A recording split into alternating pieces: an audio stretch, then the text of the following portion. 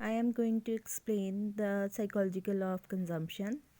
The law propounded by Keynes on the relationship between aggregate consumption and income is called Keynes' fundamental law of consumption, a psychological law of consumption.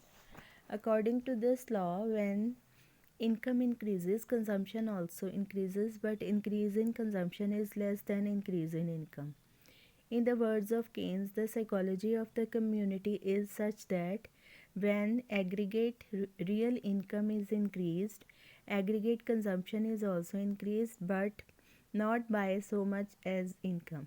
According to Keynes, the fundamental psychological law upon which we are entitled to depend with great confidence, both a priori from our knowledge of human nature and from the detailed facts of experience, is that men are disposed as a rule and on the average to increase their consumption as their income increases, but not by as much as the increase in income.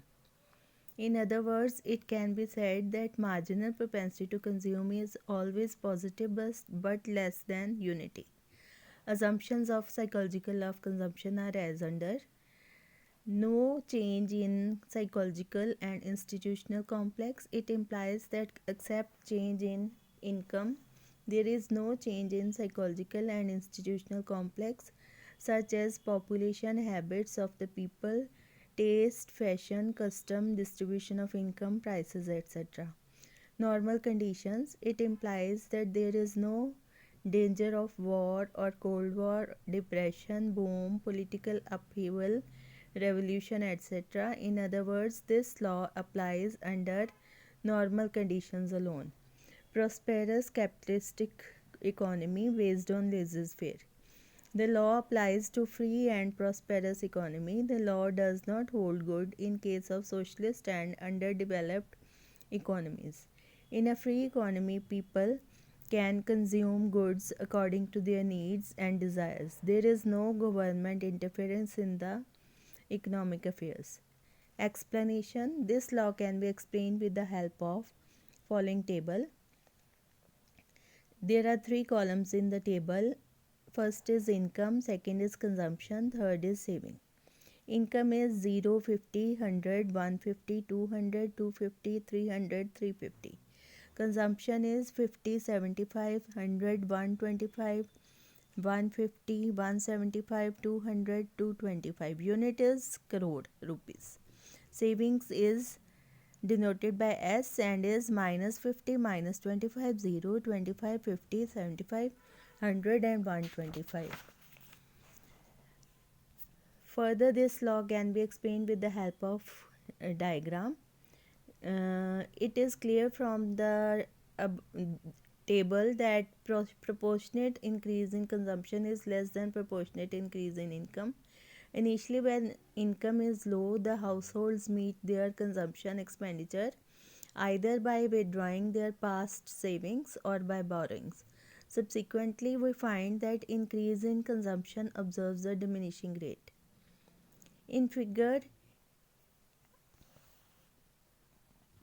income is shown on x-axis and consumption or saving on y-axis. C1 is a consumption curve or consumption function. When income is 0, consumption is OC, implying that saving is negative. When the level of income is OY, consumption is equal to the income and saving is 0. Afterwards, when income increases to O by 1, consumption increases to B by 1 and saving is equal to AB. As income increases further to O by 2, consumption rises to D by 2 and saving increases to CD. It is clear that the gap between 45-degree line and CC1 line tends to widen, corresponding to higher and higher level of income. It implies that increase in consumption is proportionately less than the increase in income, while the increase in saving is proportionately more than the increase in income. Propositions of the law. It is evident from the table and diagram that the three main propositions of the psychological law of consumption are as under. Increased aggregate income leads to increased aggregate consumption, but by a somewhat smaller amount.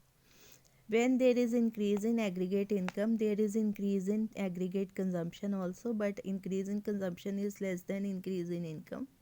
The reason being that when the basic needs of the people are fulfilled, additional income attracts less consumption and more saving. Second, increased income is divided between consumption and savings. This proposition is based on the first one. When aggregate income increases, then increase in consumption is less than proportionate increase in income. That part of income which is not spent is called saving. It is therefore said that increase in income is divided between consumption and saving in a certain proportion, that is, delta y is equal to delta c plus delta s. Third proposition is an increase in aggregate income is unlikely to lead either to less consumption or less saving than before. It implies that increase in aggregate income will decidedly lead to increase in saving and consumption. It is impossible that saving and consumption may fall when income rises. Of the three propositions of Keynes' law, the first one is most important and fundamental. The other two propositions are its natural corollaries.